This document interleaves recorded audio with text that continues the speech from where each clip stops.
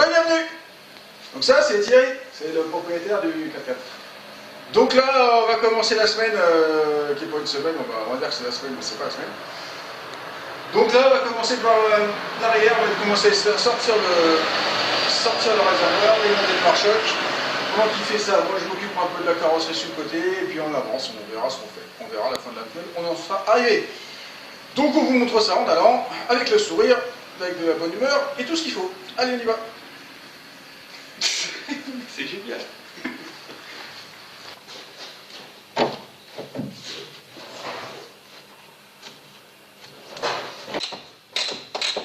Ouais.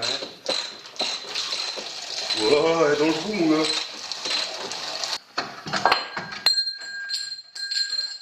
Non sans mal. Hop. Bon, moi de mon côté, j'ai sorti ça. Bon, j'ai pas sorti le truc. Hein, on a mis un temps de dingue à sortir les 4 vis pour la traverse tout à l'heure. C'est enlevé, hein, celle-là, la vis là. Ah oui, et là, là, ça pour sortir ça, en fait, tout est grippé en fait. Les vis elles pètent.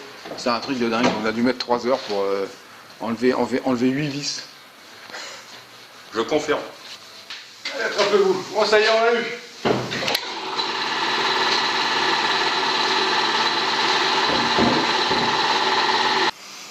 Bon, voilà, j'ai enlevé la bavette. Et en fait, pour faire joindre entre la bavette et la carrosserie, il y avait ça. Ça, c'est des joints silicone de salle de bain. Donc, qu'est-ce que ça fait, ça? Bah, ça colle pas, et l'humidité reste derrière. Ce qui fait que ça fait complètement pourrir l'aile. Voilà. Donc, bon, je jette pas la pierre à ceux qui l'ont fait, mais ne le faites pas. C'est nul.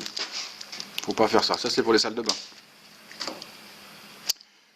Chose rigolote aussi, pour tenir les bavettes, bah, c'était des chevilles mollies. Bon, elles ont pourri aussi, c'est pas fait pour ça. Tellement plus simple de mettre un écrou derrière, enfin bon, bref. Et puis pendant que je suis... ça aussi, faut pas faire. Ah vache. Je sais pas jusqu'où il y en a, mais... j'espère que... Moi, je pense que tout ça, c'est... Tout ça, c'est un... Ça va ensemble. Voilà, c'est réparé. Donc j'ai embouché avec du scotch. Bah, maintenant, on va mettre de la peinture dessus, puis ça se verra plus. Non, je déconne. Hein. Ça, c'est mon gabarit. En fait, hop, maintenant on décolle tout gentiment. Enfin, je vais le faire tout à l'heure. On décolle tout gentiment, puis on a la forme du morceau. Et après, il n'y a plus qu'à le mettre à plat pour avoir la bout de tôle. Et puis après, bah, il n'y a plus qu'à former. Il n'y a plus qu'à quoi. Je vous reprends tout à l'heure.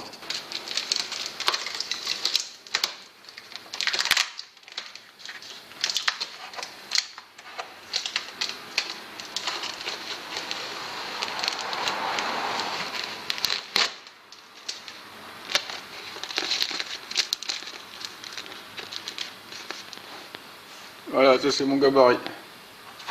Ça c'est le morceau de tôle décapé.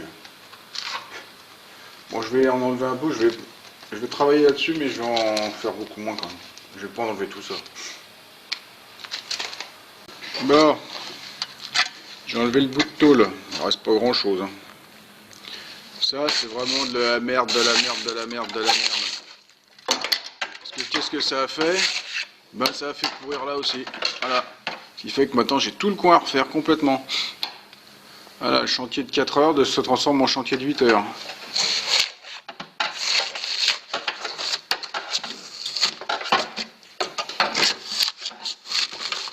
Ça colle cette merde là en plus. Oh bah il y avait un fil électrique. Ah bah dommage. Bon, il va falloir réparer ça en plus. Bon alors déjà, j'ai refait le bord tombé. Double pli arrondi, j'ai rigolé. Oh, ça se fait bien.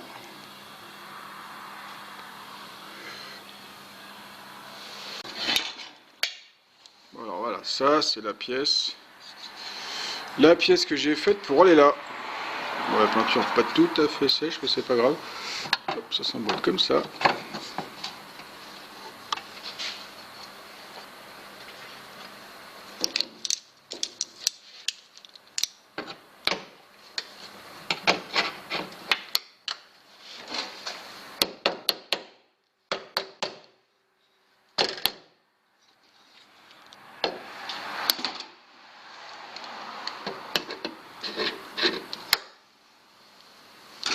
Il y a juste le coin là que j'ai pas réussi à faire revenir, je sais pas pourquoi. Alors pour souder, eh ben, je vais faire un point comme ça, puis ça ira bien.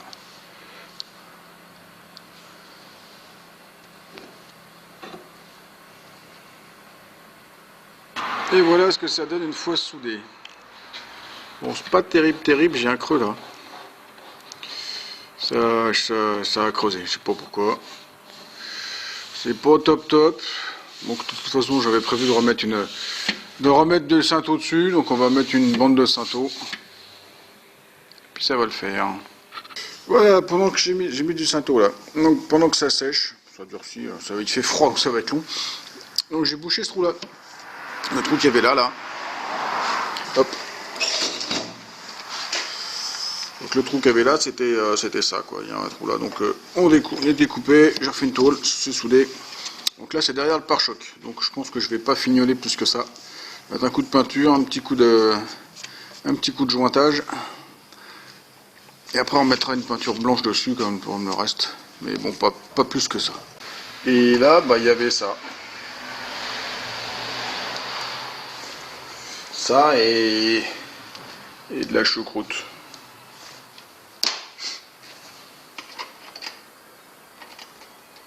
Facile à faire une équerre. Toute simple. Et voilà, la même chose bouchée. C'est bouché.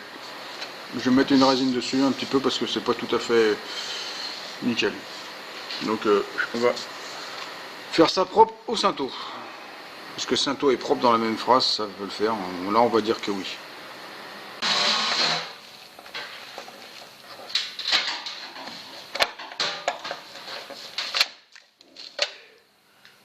Et de la mousse polyuréthane.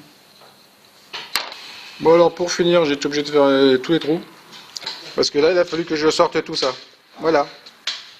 Et pendant que moi j'ai fait ma chirurgie de l'autre côté, il y en a qui font de... Comment on appelle ça? Une ablation? Une ablation de portière. Voilà. Il y en a une là. Et une là.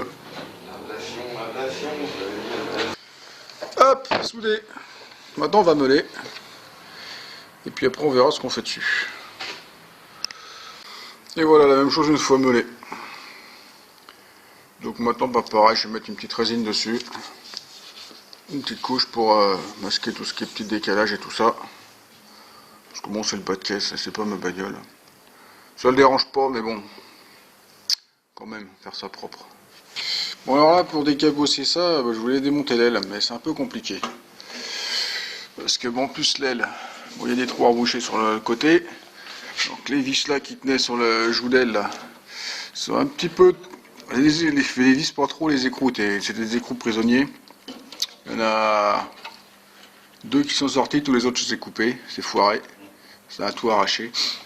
Le problème c'est que là, ici tout le long, j'aurais bien aimé vous la sortir pour pouvoir travailler autrement, mais l'aile elle a l'air soudée tout le long. Il a l'air d'avoir des points de soudure. Donc j'ai pas envie de dépointer l'aile. C'est complètement con, j'ai enlevé je ne sais combien d'écrous. Parce qu'il faut enlever aussi, il faut démonter tout ce qu'on a là. Donc là il y a 1, 2, 3 vis. Et après ici il y en a encore 3 vis et il y a encore 2 vis derrière. Ça fait 8 vis juste pour ce qu'on a. C'est un peu surdimensionné, enfin bref. Là, ils auraient pu continuer parce que là tout est soudé. Bon bah on va travailler sur la voiture. Ce qui fait que je vais être obligé de mettre une cale en bois pour travailler, l'écarter un peu. Et après bah là je vais faire des patchs, des petits morceaux. Mais on verra ça tout à l'heure. Bon j'ai bien fait de démonter le maximum de l'aile parce que j'ai fallu que je passe derrière, mais j'ai eu un mal de chien à le ramener. Hein. Et encore, je peux pas tout ramener. Et puis c'est une doublure à partir de là, une double peau là. À partir de là, tout ça c'est une double peau. Donc il se remet à sa place, mais c'est pas top. Bon, c'est toujours moins moche, mais je vais encore un petit peu le taper là peut-être. Bon là, l'aile elle est reboulonnée. J'ai rebouché les trous là. J'étais un peu vite, je voulais me montrer avant que quand je l'ai ressoudé. Mais bon, c'est tant pis. Attends, j'ai mis le mastic. Je vais pas renlever. Et j'ai remonté toutes les vis ici. Là maintenant, elle est refixée. Maintenant, il faut que je m'occupe de là. Je sais pas trop comment faire parce que c'est con, c'est juste des équerres. Sauf comment je coupe. Comment je passe une disqueuse. Donc, je sais pas.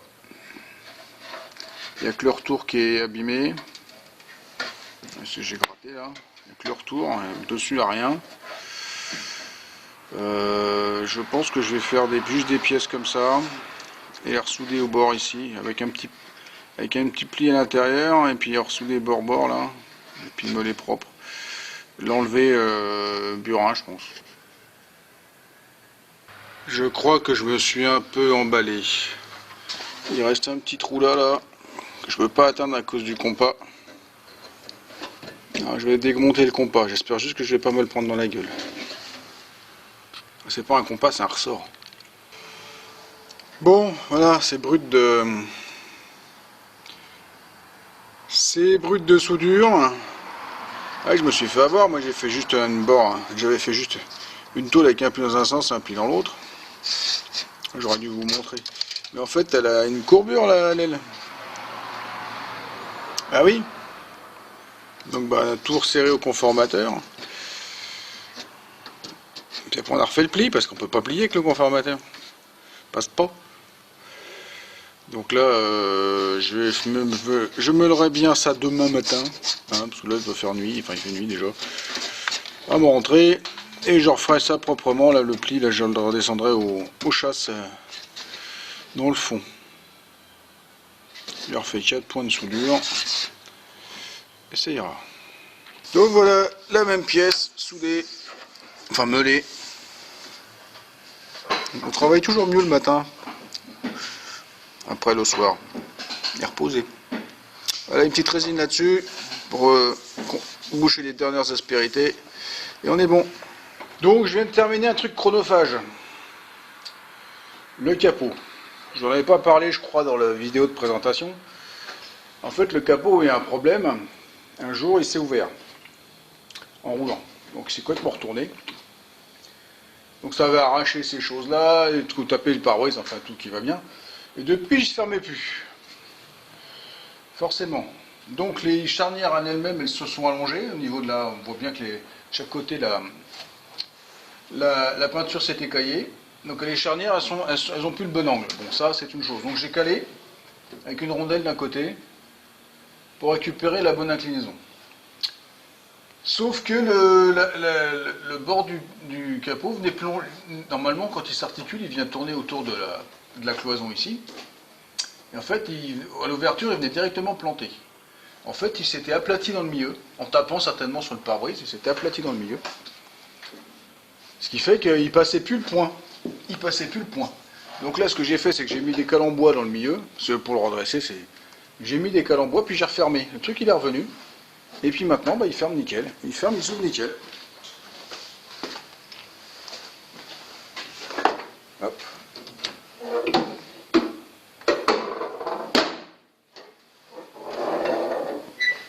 Ah, il plante plus dans la cloison pare-feu.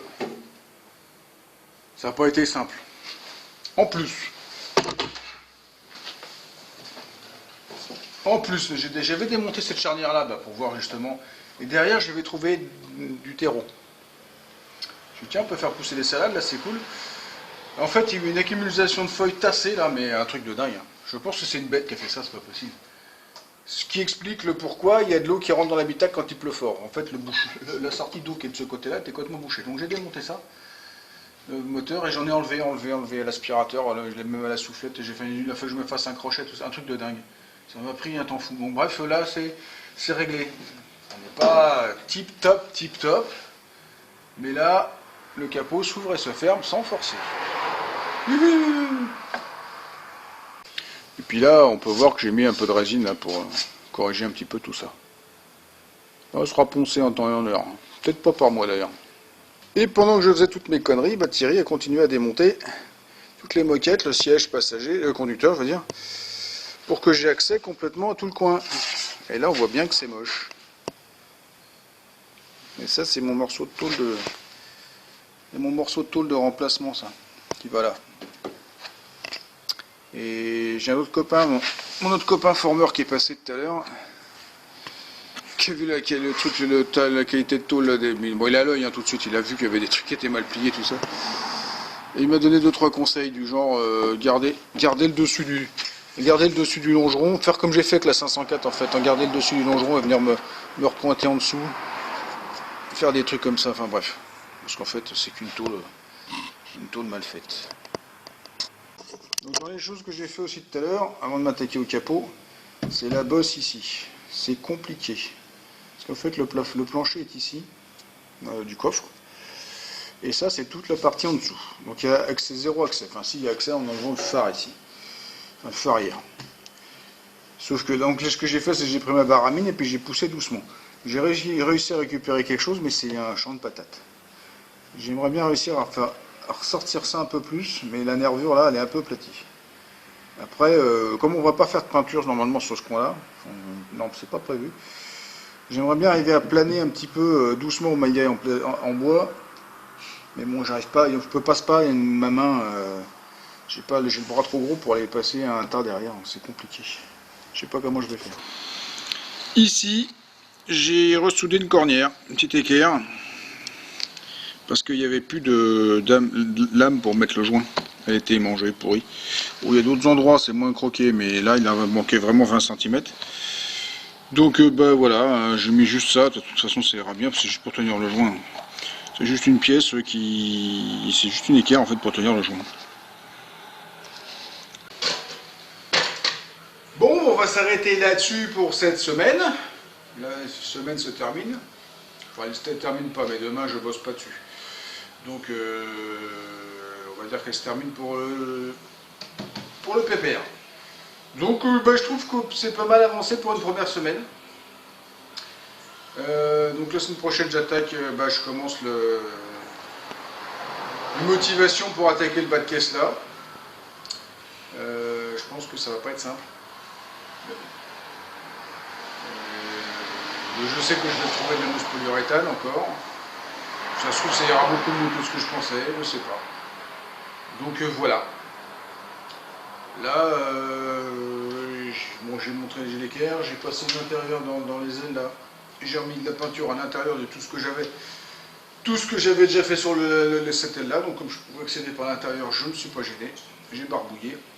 J'irai y mettre du joint aussi, parce qu'on peut remettre du joint. Donc c'est très bien. Voilà, donc j'espère que ce nouveau chantier sur un gros 4x4 vous plaît. Je pense que oui.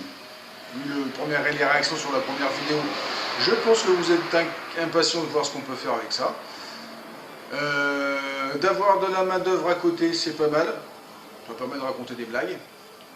Ça permet de faire des trucs un peu plus vite. Bon, il n'est pas là tous les jours, il n'est pas là tout le temps, mais quand il peut, il est là. C'est bien. Bon, là, cet après-midi, je pensais qu'il allait revenir, mais il est parti faire des courses, et puis je pense que vu l'heure tardive, il a dit bon, je repasserai la prochaine fois.